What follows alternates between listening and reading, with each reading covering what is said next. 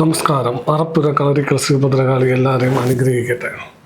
നമ്മളിന്ന് ഒരു പൂജകൻ അല്ലെങ്കിൽ ഒരു പൂജാരി എന്താണ്, നമ്മൾ ക്ഷേത്രത്തിൽ പോയി തൊഴുമ്പോൾ നമ്മൾ ഭഗവാനെ ബഹുമാനിക്കുന്നത്തോളം അത്രത്തോളം അല്ലെങ്കിലും നമ്മളൊരു ശാന്തിയെ ഭഗവാന്റെ രൂപത്തിലോ അല്ലെങ്കിൽ ഭഗവാന്റെ ഇടനിലക്കാരൻ എന്ന രീതിയിലേക്ക് അവരുടെ ഈ ശാന്തിക്കാരെ ബഹുമാനിക്കുകയും ആദരിക്കുകയൊക്കെ ചെയ്യാറുണ്ട്. എന്നാൽ ഒരു കർമ്മി അല്ലെങ്കിൽ ഒരു പൂജാരി എന്താണ് എന്ന് നമ്മൾ മനസ്സിലാക്കണം.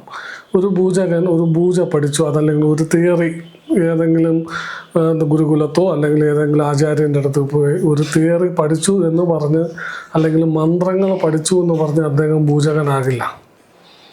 കാരണം എന്ന് വെച്ചാൽ ഗണപതിയെ പൂജിക്കാൻ പഠിച്ചു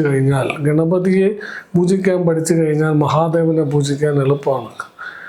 അതിൽ കുറച്ച് മാറ്റങ്ങൾ. പക്ഷേ മഹാദേവനെ പൂജിക്കാൻ എളുപ്പമാണ് എന്ന് പറയുമ്പോൾ മഹാദേവൻ ആരാലും പൂജിക്കാനോ പ്രതിഷ്ഠിക്കാനോ ഒന്നും സാധിക്കില്ല. രുദ്രനെ പൂജിക്കാൻ സാധിക്കും. അതുപോലെ രുദ്രനെ പൂജിക്കാൻ പഠിച്ച കൃഷ്ണനെയും അല്ലെങ്കിൽ ദേവിയെയൊക്കെ പൂജിക്കാൻ വളരെ ചെറിയ വ്യത്യാസം മാത്രമേ ഉള്ളൂ. അവിടെ എന്താ പറയുക, വൈദിക സമ്പ്രദായത്തിൽ എടുത്ത് നോക്കുന്ന സമയത്ത് ഇപ്പം പൂജകളിൽ ഇപ്പം മൂലമന്ത്രങ്ങൾ മാറാം, ഉപചാരം മാറാം, ധ്യാന ശ്ലോകങ്ങൾ മാറാം, അല്ലെങ്കിൽ നിർമ്മാല്യധാര, ഇങ്ങനെ കുറച്ച് കാര്യങ്ങളാണ് മാറ്റം വരുന്നത്. ബാക്കിയെല്ലാം ഏകദേശം ഒരുപോലെയാണ്. ഗണപതിയെ പൂജിക്കാൻ പഠിച്ചു കഴിഞ്ഞാൽ മറ്റു ദേവന്മാരൊക്കെ പൂജിക്കാൻ വളരെ പ്രയാസമില്ല. പക്ഷെ എന്നാൽ ഇപ്പോൾ ഞാൻ എൻ്റെ ഗുരുനാഥൻ എന്നെ ഈ താന്ത്രിക വിധി പ്രകാരമുള്ള പൂജ അല്ലെങ്കിൽ ഈ പൂജ വൈദിക സമ്പ്രദായത്തിലെ പൂജ പഠിപ്പിച്ചു, ക്രിയാപദ്ധതിയൊക്കെ പഠിപ്പിച്ചതിന് ശേഷം എന്നോട് ചോദിച്ചു, ഇപ്പോൾ നീ ക്രിയാപദ്ധതികളെല്ലാം പഠിച്ചു, നീ പഠിച്ച ആ ക്രിയാപദ്ധതി ചെയ്ത് കഴിഞ്ഞാൽ ദൈവിക സാന്നിധ്യം വരും അല്ലെങ്കിൽ ദേവതയുടെ സാന്നിധ്യം അവിടെ വരൂ എന്ന് ചോദിച്ചു. അപ്പോൾ പഠിക്കുന്ന സമയത്ത് നമ്മൾ ഈ ക്രിയ പഠിക്കുക എന്നതായിരുന്നു. അതിനുള്ള ആധികാരിക സമ്പ്രദായങ്ങളൊന്നും അങ്ങനെ നമ്മളെന്ത് ജപം പൂജാ കാര്യങ്ങൾ ഇങ്ങനെ പഠിച്ചു പോകുന്ന സമയത്തുള്ള ഇത് പഠിച്ചുകൊണ്ടിരിക്കുന്ന സമയത്താണ്. ഇങ്ങനെ പഠിക്കുന്ന സമയത്ത് അദ്ദേഹം എന്നോട് ചോദിച്ചതാണ്, ക്രിയാപദ്ധതികൾ പഠിച്ചു കഴിഞ്ഞു കഴിഞ്ഞാൽ നീ ആ ക്രിയ ചെയ്ത് കഴിഞ്ഞാൽ ദൈവിക സാന്നിധ്യം വരുമെന്ന് ചോദിച്ചു. അപ്പോൾ ഞാനൊന്നും പറഞ്ഞില്ല. അപ്പോഴാണ് അദ്ദേഹം പറഞ്ഞത്, നമ്മൾ മന്ത്രം കാണാതെ പഠിച്ചിട്ടോ അല്ലെങ്കിൽ ക്രിയാപദ്ധതി ചെയ്യാൻ പഠിച്ചു കഴിഞ്ഞാലോ നമ്മളൊരു പൂജകനാകില്ല. നമ്മൾ ഏത് പൂജ അല്ലെങ്കിൽ ഏത് ദേവനെ പൂജിക്കുന്നോ ആ ദേവൻ്റെ മന്ത്രസിദ്ധി നമുക്കുണ്ടായിരിക്കണം.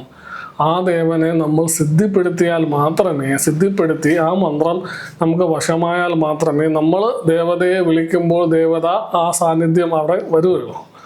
അത് മാത്രമല്ല, നമ്മളൊരു താപസനായിരിക്കണം. നമ്മൾ തപസ്സിലൂടെ നമ്മൾ തപോശക്തി നേടിയിരിക്കണം. അല്ലെങ്കിൽ നമ്മൾ തപോശക്തി നേടിയാൽ മാത്രമേ നമുക്ക് ഒരു പൂജ ചെയ്യാനുള്ള യോഗ്യത എന്ന് പറയുമ്പോൾ യോഗ്യത എന്ന് പറയുന്നത് നമ്മൾ വലിയ ഉന്നത കുലത്തിൽ ജനിച്ചതുകൊണ്ടോ അല്ലെങ്കിൽ സുന്ദരനായതുകൊണ്ടോ സൗന്ദര്യം കൊണ്ടോ ആരോഗ്യം കൊണ്ടോ സമ്പത്ത് കൊണ്ടോ ഒന്നും അല്ല. ഭഗവാനെ പൂജിക്കാനുള്ള യോഗ്യത എന്ന് പറഞ്ഞാൽ തപസ്സാണ്. തപസ്സിലൂടെ ആർജിച്ച ശക്തി ഉണ്ടെങ്കിൽ മാത്രമേ നമുക്ക് ഭഗവാനെ പൂജിക്കാൻ പറ്റുള്ളൂ. അതല്ലെങ്കിൽ ഒരു ഭക്തനും ഒരു പൂജാരിയും തമ്മിലുള്ള വ്യത്യാസം എന്താണ്? ഒരു വ്യത്യാസമില്ല. സാധാരണ കുറേ മന്ത്രങ്ങൾ എവിടെന്നെങ്കിലും ഏതെങ്കിലും ആചാര്യൻ്റെ കീഴിൽ കുറേ മന്ത്രങ്ങൾ പഠിച്ചെന്ന് പറഞ്ഞിട്ടോ അല്ലെങ്കിൽ ഈ ക്രിയാപദ്ധതികൾ പഠിച്ചെന്ന് പറഞ്ഞിട്ടോ അവിടെ ദൈവിക സാന്നിധ്യം വരുന്നില്ല. നമ്മൾ ആൾക്കാരെ കാണിക്കാൻ വേണ്ടിയിട്ട് കുറേ കാര്യങ്ങളൊക്കെ ചെയ്യാൻ പറ്റും, കുറേ ക്രിയകൾ ചെയ്യാൻ പറ്റും. ക്രിയകൾ ചെയ്തു എന്ന് പറഞ്ഞുകൊണ്ട് അവിടെ ദൈവ അംശമോ അല്ലെങ്കിൽ ദൈവികമായ സാന്നിധ്യമോ വരണമെന്നില്ല. അങ്ങനെ വരണമെങ്കിൽ ആ ക്രിയ ചെയ്യുന്ന വ്യക്തി ഉപാസനയിലൂടെ ആർജിച്ച ശക്തിയും തപസ്സിലൂടെ ആർജിച്ച ശക്തിയും ഉണ്ടെങ്കിൽ മാത്രമേ ആ ക്രിയയിലൂടെ ദൈവീ സാന്നിധ്യം വരുള്ളൂ. കാണുന്നവർക്ക് നന്നായിട്ട് ക്രിയ ചെയ്തു എന്ന് കാണിക്കാൻ പറ്റും. പക്ഷേ ദൈവിക സാന്നിധ്യം അത് വരണമെങ്കിൽ ആ ആള് താപസനായിരിക്കണം. ഉദാഹരണത്തിന് നമുക്കൊരു കാര്യം പറയാം. അതായത് ശങ്കരാചാര്യർ ഒരു ഭിക്ഷ യാചിക്കുന്ന സമയത്ത് ആ മഹത് വ്യക്തിയായ ശങ്കരാചാര്യർ ഒരു വീട്ടിൽ അവർ അമ്മയുടെ അടുത്ത് പോയി അദ്ദേഹം അവിടെ ഭിക്ഷ യാചിക്കുന്ന സമയത്ത് ആ അമ്മ ഒന്നുമില്ല എന്ന് പറയാൻ അമ്മയ്ക്ക്, കാരണം അമ്മയ്ക്ക് ഒന്നും കൊടുക്കാനുള്ള നിവൃത്തിയില്ല. അത് കണ്ട ശങ്കരാചാര്യർ സ്വാമികൾ എന്ത് ചെയ്തു, കുറച്ചങ്ങോട്ട് മാറി നിന്നിട്ട് അദ്ദേഹം കനകധാര ശ്ലോകം ആ സ്തോത്രം ജപിക്കുകയുണ്ടായി. അങ്ങനെ ജപിച്ച സമയത്ത് ആകാശത്തു നിന്നും ഗോളത്തിൽ അല്ലെങ്കിൽ നെല്ലിക്കയുടെ രൂപത്തിൽ സ്വർണ്ണം ഇങ്ങനെ ധാരധാരായി വീണമെന്നാണ്. ആ സ്വർണം ധാരധാരായി വീണത് ആ ശ്ലോകത്തിൻ്റെ ശക്തി കൊണ്ടാണോ അത് ആ ശങ്കരാചാര്യർ എന്ന് പറഞ്ഞ ആ മഹാ തപസ്സിയുടെ ശക്തി കൊണ്ടാണ്, താപസത്തിൻ്റെ അല്ലെങ്കിൽ തപസ്സിൻ്റെ ശക്തി കൊണ്ടാണോ അത് സംഭവിച്ചത്? നമ്മൾ ആരെങ്കിലും ചിന്തിച്ചിട്ടുണ്ടോ? യഥാർത്ഥത്തിൽ ആ അദ്ദേഹത്തിൻ്റെ തപസ്സിൻ്റെ ഫലമായിട്ടാണ് അത് സംഭവിച്ചത്. അദ്ദേഹത്തിൻ്റെ ആ സിദ്ധി അല്ലെങ്കിൽ ആ തപസ്സിൻ്റെ ആ ഉഗ്രമായ തപസ്സിൻ്റെ തപശക്തിയിലൂടെയാണ് ആ ശ്ലോകം ജപിച്ച സമയത്ത് ആ ആകാശത്തുനിന്ന് ഇങ്ങനെ ധാരധാരയായിട്ട് സ്വർണം വീണ. ഇന്നത്തെ കാലഘട്ടത്തിൽ 1000 പേരോ 100 പേരോ ഇരുന്ന് ഈ ശ്ലോകം ജപിച്ചാൽ ആകാശത്തുനിന്ന് ഒരു സ്വർണത്തിന് അതായത് ഈ നെല്ലിക്ക അളവ് പോയിട്ട് ഒരു കടുമണി പോലും സ്വർണം വീഴുമെന്ന് ആരെങ്കിലും പ്രതീക്ഷിക്കുന്നുണ്ടോ? കാരണം ഇല്ല. കാരണം താപസ ശങ്കരാചാര്യരോളം താപസനായ ഒരു വ്യക്തി ചിലപ്പോൾ ജപിച്ചാൽ സംഭവിക്കും.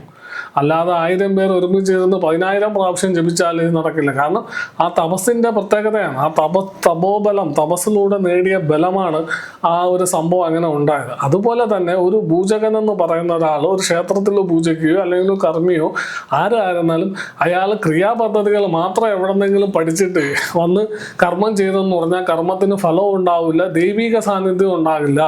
അത് ഉണ്ടാകണമെങ്കിൽ ആ വ്യക്തി ഏത് ദേവനെയാണോ പൂജിക്കുന്നത് ആ ദേവന്റെ മന്ത്രസിദ്ധി, തപസ്സിലൂടെ മന്ത്രസിദ്ധി നേടണം. തപസ്സിലൂടെ ആ വ്യക്തി ശക്തി ആർജിച്ചിരിക്കണം. ശക്തി ആർജിച്ച ഒരു വ്യക്തിക്ക് മാത്രമേ ഇതൊക്കെ ചെയ്യാൻ സാധിക്കുകയുള്ളൂ. അതല്ലെങ്കിൽ ആൾക്കാരെ കാണാൻ വേണ്ടിയിട്ട് ഇപ്പം മണി അടിച്ചിട്ട് ആവാഹിതോ ഭവ എന്ന് പറഞ്ഞ് ഭഗവാൻ വരില്ല. ആ ആവാഹിതോ ഭവ എന്ന് പറയുന്ന ആ വ്യക്തിയുടെ തപസ്സിൻ്റെ ശക്തിയാണ്. ആ വ്യക്തി ആ ദേവനെ മനസ്സിൻ്റെ ഉള്ളിൽ നിന്ന് ആ ദേവനെ ആവാഹിക്കുമ്പോൾ ആ വ്യക്തിയുടെ തപബലത്തിൻ്റെ ഫലമായിട്ടാണ് ആ ദേവത അവിടെ വരുന്നത്. അദ്ദേഹം കാലങ്ങളോളം ജപിച്ച് സിദ്ധിപ്പെടുത്തി പ്രത്യക്ഷപ്പെടുത്തിയ ആ മൂർത്തിയുടെ ആ പവറാണ്, ആ മന്ത്രത്തിൻ്റെ ശക്തിയുടെ ഫലമായിട്ടാണ് ആ ദേവതയുടെ സാന്നിധ്യം അവിടെ വരുന്നത്. അതൊക്കെ നമ്മൾ മനസ്സിലാക്കിയിരിക്കണം. നമ്മളൊരു പൂജകനെ തേടി കാശ് കൊടുത്ത് ഒരു പൂജകനെ അല്ലെ ക്ഷേത്രത്തിൽ ഒരു പൂജകനെ വയ്ക്കുമ്പോൾ നമ്മൾ 1000 രൂപയോ 500 രൂപയോ കുറച്ച് കൊടുത്ത് ആരെങ്കിലും കിട്ടും, ഒരു വിളക്ക് കത്തിച്ച് മണിയടിച്ച് പോയാൽ മതി എന്നുള്ള ധാരണയിൽ പൂജകന്മാരെ വെച്ച് കഴിഞ്ഞാൽ ആ ക്ഷേത്രത്തിൽ ചൈതന്യം ഉണ്ടാവും, ശക്തി ഉണ്ടാവില്ല. കാരണം എന്ന് പറഞ്ഞാൽ പൂജിക്കുന്ന ആളുടെ ഉള്ളിലെ ശക്തിയാണ് ആ വിഗ്രഹത്തിന് കൊടുക്കുന്നത്. അപ്പോൾ ആ പൂജിക്കുന്ന വ്യക്തിയുടെ ഉള്ളിൽ ആ ശക്തി ഇല്ലെങ്കിൽ അദ്ദേഹം എവിടെ നിന്ന് എടുത്തിട്ട് കൊടുക്കും? ചുമ്മാ എന്തെങ്കിലും കാണിച്ചെന്ന് പറഞ്ഞാൽ അവിടെ ശക്തി ഉണ്ടാവില്ല, ചൈതന്യം ഉണ്ടാവില്ല. ആ ചൈതന്യം ഉണ്ടാവണമെങ്കിൽ പൂജിക്കുന്ന വ്യക്തിക്ക് ചൈതന്യം ഉണ്ടാവണം. അദ്ദേഹത്തിൻ്റെ ഉള്ളിലെ ശക്തി അദ്ദേഹം ഉണർത്തിയിരിക്കണം. ആ ശക്തി ഉണർത്തിയാൽ മാത്രമല്ല ആ ശക്തി എടുത്ത് വിഗ്രഹത്തിലോ അല്ലെങ്കിൽ ആ ക്രിയയ്ക്ക് കൊടുക്കാൻ പറ്റുള്ളൂ. ഇപ്പോൾ ഒരു ദേവനെ ആവാഹിക്കുമ്പോൾ ചുമ്മയല്ല, ആവാഹിതോ ഭവാന്ന് എല്ലാവർക്കും പറയാൻ സാധിക്കും. പക്ഷെ അങ്ങനെ പറഞ്ഞെന്ന് പറഞ്ഞ് ദൈവം വരുമോ? അല്ലെങ്കിൽ മണിയടിച്ചിട്ട് ചന്ദനവും പുഷ്പവും ഗന്ധവും ഒക്കെ കൊടുത്തു കഴിഞ്ഞാൽ ദൈവം വരും. അത് ആ ക്രിയയുടെ ഫലമായിട്ടല്ല അവിടെ ദൈവം വരുന്നത്. ക്രിയ മറ്റുള്ളവർക്ക് കാണാൻ വേണ്ടിയിട്ടുള്ള ക്രിയ നമ്മുടെ സങ്കല്പമാണ്. പക്ഷെ ദേവനെ ആവാഹിക്കാനും ദേവനെ വിളിച്ച് പീഠത്തിൽ ഇരുത്തി പൂജിക്കാനും ആ പൂജിക്കുന്ന വ്യക്തി, ആ വിളിക്കുന്ന വ്യക്തിയുടെ തപോബലത്തിൻ്റെ തപശക്തിയുടെ ഫലമായിട്ട് ദേവന്റെ സാന്നിധ്യം എത്രത്തോളം അവിടെ വരുന്നത് എന്ന് നമുക്ക് വരുമെന്ന് നമുക്ക് മനസ്സിലാക്കാനല്ല, ആ വ്യക്തിയുടെ തപസ്സിൻ്റെ ഫലത്തിൻ്റെ അനുസരിച്ചായിരിക്കും അവിടെ സാന്നിധ്യം വരുന്നത്. ഒരു തപസ്സയും ഇല്ലാതെ ഒരു ജപവും ഇല്ലാതെ ഒരു തപോബലവും ഇല്ലാത്ത ഒരു വ്യക്തി, ഉപാസനാ ബലം പോലും ഇല്ലാത്ത ഒരു വ്യക്തി ഒരു ക്രിയ പഠിച്ചിട്ട് അവിടെ വന്നിരുന്നിട്ട് ദേവൻ ആവാഹിച്ചാൽ എങ്ങനെയാണ് ദേവൻ വരുന്നത്? ദൈവം എന്ന് പറഞ്ഞു കഴിഞ്ഞാൽ നിസ്സാര കാര്യമൊന്നുമല്ല. ഭഗവാനെ ആവാഹിക്കാൻ പോലും ആ ആവാഹിക്കുന്ന വ്യക്തിക്ക് അതിനുള്ള ശേഷി വേണം. അത് കുലമഹിമ കൊണ്ടൊന്നും അല്ല കിട്ടുന്നത്. അത് നേരത്തെ പറഞ്ഞതുപോലെ ഉന്നത കുലജാതനായിരുന്നാലും താഴ്ന്ന കുലജാതനാണ്, അങ്ങനെ ഒരു സങ്കല്പമേ ദൈവികമായിട്ടുള്ള കാര്യത്തിൽ ഇല്ല. മനസ്സിലായില്ലേ? ദൈവികമായിട്ട് ഒരു ജാതിയോ അല്ലെങ്കിൽ സവർണനോ അവർണനോ അങ്ങനെ ഒന്നുമില്ല. ദൈവത്തെ പൂജിക്കാൻ ആരാണ്? എല്ലാവരും യോഗ്യന്മാരാണ്. അവൻ്റെ ഉള്ളിലെ ശക്തിയെ അറിഞ്ഞ് അതിനെ ഉണർത്തി തപസ്സിലൂടെയും ഉപാസനയിലൂടെയും ആ ശക്തി ആർജിച്ച ഏത് വ്യക്തിക്കും ഭഗവാൻ ആവഹിക്കാം. ഭഗവാൻ വിളിച്ചാൽ അവിടെ സന്നിധ്യനാവും, അല്ലെങ്കിൽ ആ സാന്നിധ്യം വരും. പക്ഷെ അതിന് ചുമ്മാ ക്രിയാഭക്തതകൾ മാത്രം പഠിച്ചാൽ പോരാ. എവിടെന്നെങ്കിലും കാശ് കൊടുത്ത് കുറച്ച് ക്രിയാഭക്തതകൾ പഠിച്ചിട്ട് ഭഗവാനെ പൂജിക്കാമെന്നോ അല്ലെങ്കിൽ ഭഗവാനെ ആവാഹിക്കാമെന്നോ ഭഗവാൻ ആ വ്യക്തി കർമ്മം ചെയ്താൽ ഉടനെ ദൈവിക സാന്നിധ്യം വരും എന്ന് പറയാൻ ചിന്തിക്കുന്നത് വെറും എന്താ പറയുക, അതൊന്നും യഥാർത്ഥത്തിൽ നമ്മൾ മണ്ടന്മാരാകുകയാണ്. നമ്മുടെ ക്ഷേത്രത്തിൽ ഒരു പൂജാരിയെ വയ്ക്കുമ്പോൾ അവിടെ ശമ്പളമല്ല നോക്കേണ്ടത്, അല്ലെങ്കിൽ കുലമഹിമയല്ല നോക്കേണ്ടത്. ആ വരുന്ന വ്യക്തി താപസനാണോ, അദ്ദേഹം തപസ്സിലൂടെ ശക്തി ആർജിച്ചുള്ള വ്യക്തിയാണോ, ഉപാസന ബലമുള്ള ആളാണോ, ഉപാസനയിലൂടെ ദേവനെ സിദ്ധിപ്പെടുത്തിയ ആളാണോ എന്നൊക്കെ നോക്കിയിട്ടാണ് ക്ഷേത്രത്തിൽ ഒരാളെ നമ്മളൊരു പൂജകനായിട്ട് വെച്ചാൽ ചിലപ്പോൾ അദ്ദേഹം ശമ്പളത്തിൻ്റെ കാര്യത്തിൽ അങ്ങോട്ടും ഇങ്ങോട്ടൊക്കെ വ്യത്യാസം ഉണ്ടാവും. ചിലപ്പോൾ നിങ്ങൾ കൊടുക്കുന്ന കാശൊന്നും അദ്ദേഹത്തിന് ഒരു പ്രശ്നമേ ഇല്ല. കാശ് കാരണം ഉപാസനാബലവും തപസ്യായ ഒരു വ്യക്തിക്ക് സാമ്പത്തികമോ അല്ലെങ്കിൽ പേരും പ്രസക്തി ഇതൊന്നും ഒരു പ്രശ്നമേ അല്ല. കാരണം അത് വേറൊരു രീതിയാണ്. അതിനെക്കുറിച്ച് നമുക്ക് വേറെ സംസാരിക്കാം. എന്തായാലും നമ്മുടെ ക്ഷേത്രത്തിലൊക്കെ പൂജകനായിട്ട് വരുന്ന അവരുടെ തപോബലവും അവരുടെ ഉപാസന ബലവും ഒക്കെ അറിഞ്ഞ് നമ്മൾ പൂജകനായി വെച്ച് കഴിഞ്ഞാൽ ആ ക്ഷേത്രത്തിന് സർവ്വ ഐശ്വര്യവും എല്ലാം ഉണ്ടാവും. ആ വിഗ്രഹത്തിന് ചൈതന്യവും ആ വിഗ്രഹത്തിലും ആ ദേവന് വരുന്ന ഭക്തന്മാർക്കൊക്കെ ഐശ്വര്യം നൽകാനും സാധിക്കും. അതല്ലാതെ ഒരു വ്യക്തി ക്രിയാപദ്ധതി പഠിച്ചു എന്ന് പറഞ്ഞതുകൊണ്ട് വലിയ പൂജകനാവാനുള്ള യോഗ്യത ഉണ്ടോ എന്ന് നിങ്ങൾ തന്നെ ചിന്തിക്കുക. നന്ദി, നമസ്കാരം.